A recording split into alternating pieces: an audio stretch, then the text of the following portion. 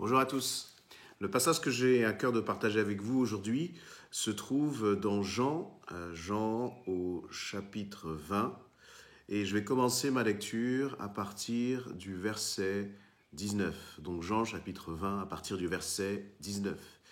Où il nous est dit ceci: le soir de ce jour, qui était le premier de la semaine, les portes du lieu où se trouvaient les disciples étant fermées à cause de la crainte qu'ils avaient des Juifs, Jésus vint, se présenta au milieu d'eux et leur dit: la paix soit avec vous. Et quand il leur eut dit cela, Jésus leur montra ses mains et son côté. Les disciples furent dans la joie en voyant le Seigneur. Et Jésus leur dit de nouveau: la paix soit avec vous. Comme le Père m'a envoyé, moi aussi je vous envoie. Après ces paroles, il souffla sur eux et leur dit: recevez le Saint-Esprit. Ceux à qui vous pardonnerez les péchés, ils leur seront pardonnés, et ceux à qui vous les retiendrez, ils leur seront retenus. Verset 24, Thomas, appelé Didyme, l'un des 12, n'était pas avec eux lorsque Jésus vint. Les autres disciples lui dirent donc: nous avons vu le Seigneur.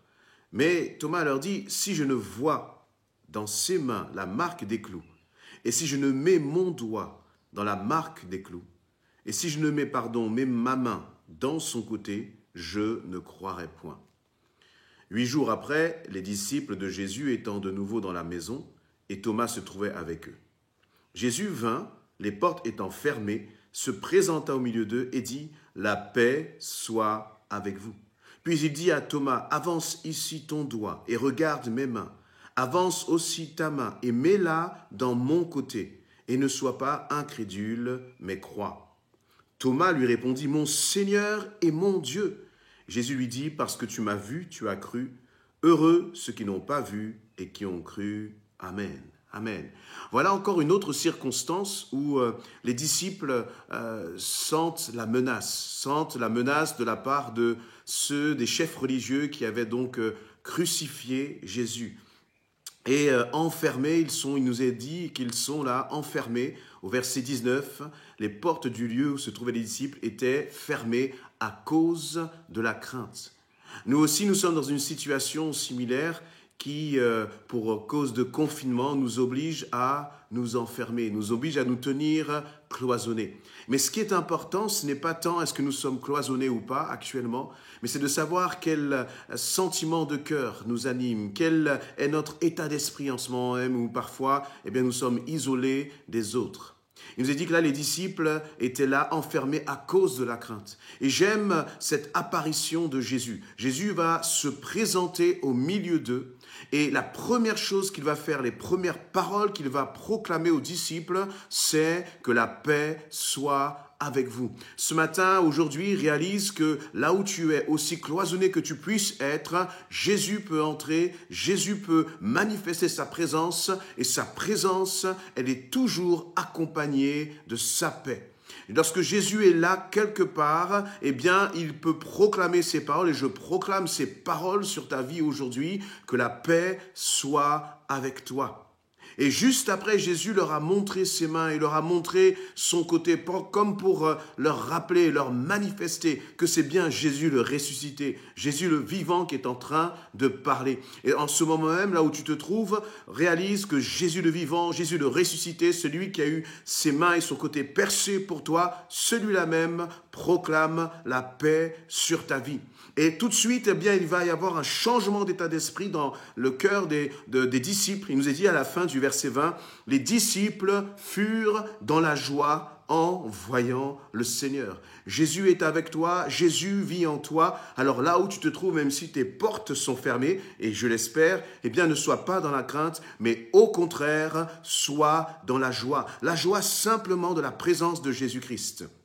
Au verset 21, Jésus va rappeler encore ces paroles, il va comme insister. Jésus leur dit de nouveau: la paix soit avec vous. Et ensuite, Jésus va continuer d'échanger avec les disciples. Et il y en a un qui manquait en fait à l'appel, c'est Thomas. Thomas n'était pas présent au moment où Jésus est venu au milieu des disciples. Et donc lorsque Thomas a rejoint ses frères, ils lui ont dit: nous avons vu le Seigneur. Et Thomas a douté. Il a prononcé ces paroles qui sont extrêmement connues. Et Thomas va dire, si je ne vois de ses mains les marques des clous, et si je ne mets dans mon doigt dans la marque de ses clous, et si je ne mets ma main dans son côté, je ne croirai point. 8 jours se sont écoulés.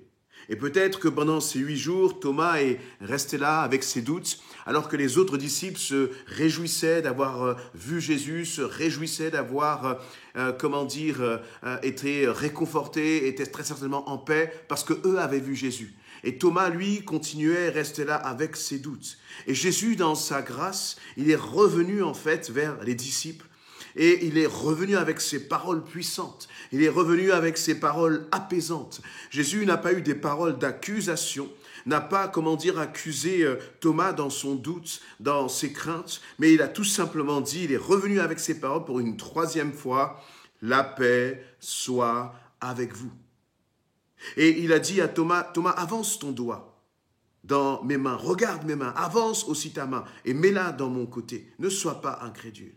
Et Thomas, sans avoir même touché Jésus, a tout de suite répondu ceci, « Mon Seigneur et mon Dieu ». Quelle parole d'adoration, simplement parce que Thomas a vu Jésus. Toute son incrédulité en un instant est tombée et son cœur a été rempli de paix. De l'incrédule qu'il était, il est devenu un adorateur et il a proclamé « Mon Seigneur et mon Dieu ». Ce matin et aujourd'hui, je veux t'encourager par ces quelques paroles.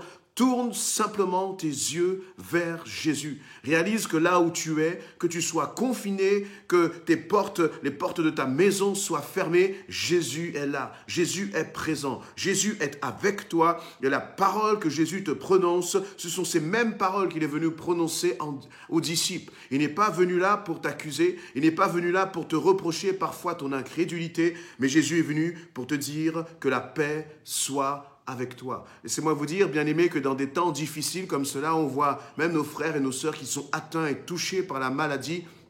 Eh bien, Jésus, parfois, comprend notre doute. Mais il ne veut pas que nous restions dans ce doute, et il veut vraiment t'encourager. Que la paix soit avec toi dans le nom de Jésus-Christ. Ne doutons plus, mais au contraire, persévérons dans la prière, parce que Jésus-Christ est capable. Amen. Amen.